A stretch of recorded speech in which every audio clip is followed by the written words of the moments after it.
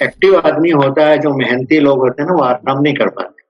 तो उन्होंने क्या हाँ। किया कि वहां पे एक पत्थर पड़ा था, उस पत्थर को उठाया, तो सोचा इसकी एक मूर्ति बनाता हूँ। तो पत्थर को उठा के उसने अपनी हथौड़ी और एक छेनी, जिससे वो मूर्ति बनाते हैं, उसे छेनी लगाई और टक से मारा। आवाज आई पत्थर के वहां से, ओह! तो उसको समझ में आया कि पत्थर को चोट लगी। बोला, भाई तुझे चोट लग रही क्या?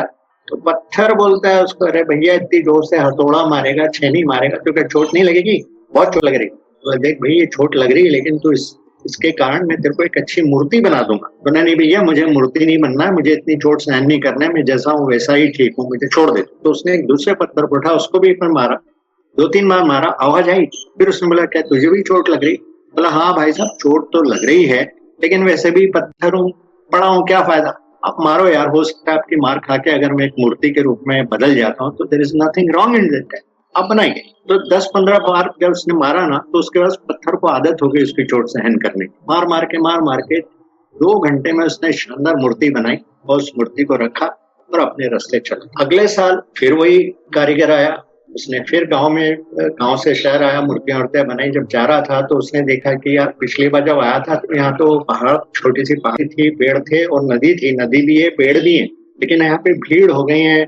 यहाँ पे फूलों की दुकान और कुछ पूजा का सामान और बहुत सारे लोग एक मंदिर की तरफ जा रहे हैं, पहाड़ी पे मंदिर बन गया है, ये क्या है, कुछ अंतर आ गया। तो उसने सोचा यार क्या देखूं, मैं भी तो मंदिर की तरफ हो भी गया। तो मंदिर की जब आखिरी सीढ़ी चढ़ा तो उस पत्थर में से आवाज हुई, आ! तो उसको समझ में आया कि अरे, आवाज मैंने कहीं सुनी है। तो पत्थर, उस जो सीढ़ी का पत्थर था, बोलता है, भाई साहब, कुछ साल पहले जब आप यहाँ से निकले थे तो आपने मेरे को मूर्ति बनाने के लिए पत्थर मारा था और मुझे चोट लग रही थी, मैं दर्द सहन नहीं कर पाया, मैंने बोला मुझे छोड़ दो, तो मैं छूट गया था। और जिस पत्थर के आपने मूर्ति बना दी, जिसने आपकी चोटें खाई थी, वो मूर्ति बन गई वही उस मंदिर में जिसके दर्शन करने जा रहे, और मैं उस सहन नहीं कर सका उस चोट को, तो मैं सीढ़ी का पत्थर बन गया और जिसने सहन कर ली वो मूर्ति बन गई। तो दोस्तों, इस कहानी से हमें ये एक सबक मिलता, सारी दुनिया के लिए सबक है कि जितनी चोट हमें पड़ती है वो हमारे अच्छे के लिए।